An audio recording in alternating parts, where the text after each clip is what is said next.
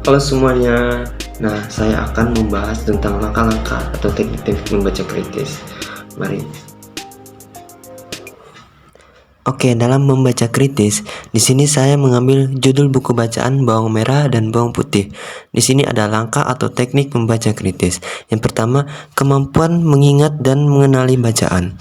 Di dalam cerita ini, seorang gadis cantik, baik hati dan penyabar, kita sebut saja namanya Bawang Putih, yang bertolak belakang dengan saudari tirinya yang mempunyai sifat yang jahat dan pemarah. Kita sebut saja Bawang Merah. Begitupun dengan ibunda Bawang Merah yang memiliki sifat yang jahat dan pemarah. Di suatu hari, Bawang Putih tidak sengaja menghanyutkan pakaian milik ibu tirinya. Akan tetapi, bajunya ditemukan oleh wanita tua, di mana jika Bawang Putih menginginkan baju tersebut, dia harus membantu wanita tua itu.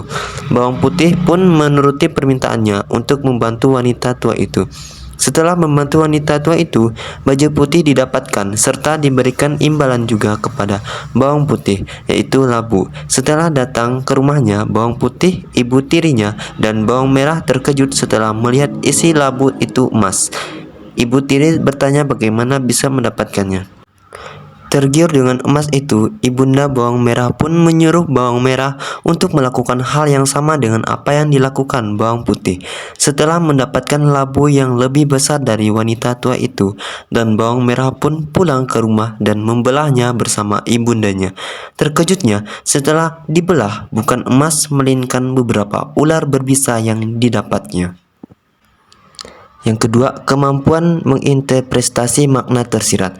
Makna yang tersirat dalam cerita ini adalah sebagai manusia, kita sebaiknya jangan memperlakukan orang lain dengan tidak baik, apalagi yang kita lakukan itu dengan keluarga dekat kita sendiri. Pasti nantinya kita akan mendapatkan hal yang setimpal dengan apa yang telah kita perbuat.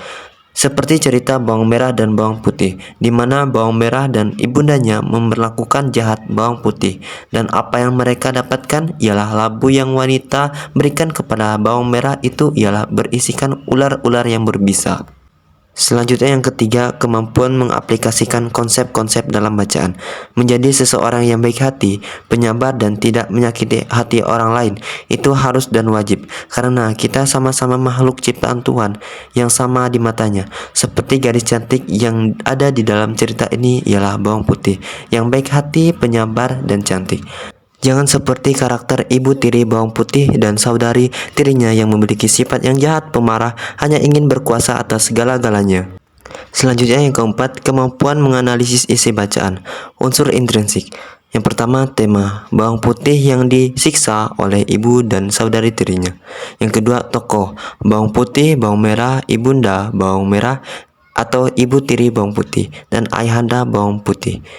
Yang ketiga, penokohan atau perwatakan. Yang pertama, Bawang Putih, cantik, baik hati, dan penyabar. Yang kedua, Bawang Merah, pemarah, penyuruh, dan pengadu. Yang ketiga, ibunda Bawang Merah, pemarah dan penyuruh.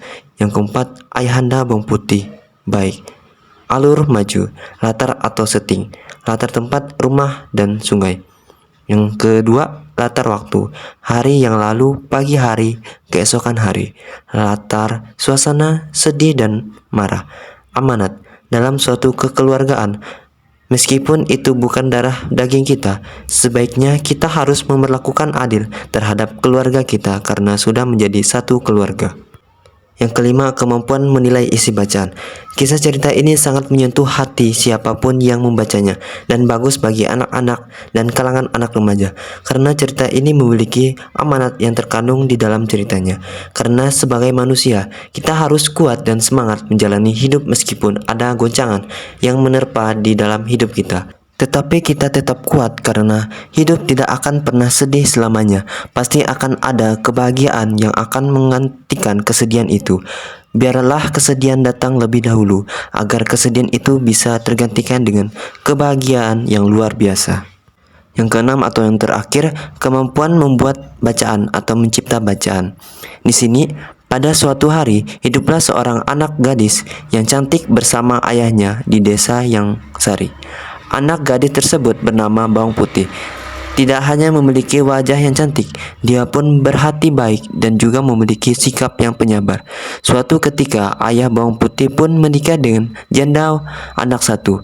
Semenjak ayahnya menikah dengan perempuan yang dipilihnya, kehidupan bawang putih pun berubah menjadi menyedihkan.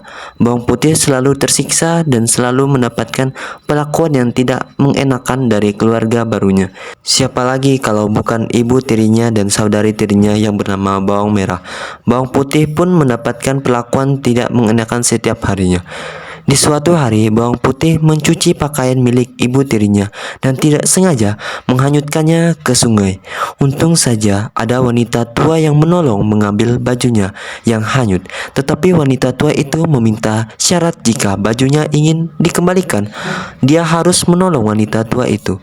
Bawang putih pun menerima syarat itu agar bajunya kembali. Setelah bawang putih selesai membantu wanita tua tersebut, baju itu pun dikembalikan dan tidak itu saja, bawang putih mendapatkan labu dari wanita itu dan bawang putih pun segera pulang. Sesampainya di rumah, dia pun membalahnya dan ternyata isinya adalah emas.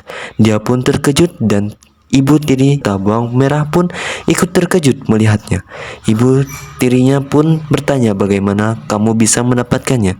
Keesokan harinya, bawang merah melakukan hal yang sama dengan apa yang bawang putih lakukan demi mendapatkan labu yang berisi emas. Setelah mendapatkan labu yang lebih besar dan membelahnya, ternyata isinya bukan emas melainkan ular-ular yang berbisa. Oke, sekian mungkin langkah-langkah atau teknik-teknik dari saya. Semoga bermanfaat bagi kita semua. Bye.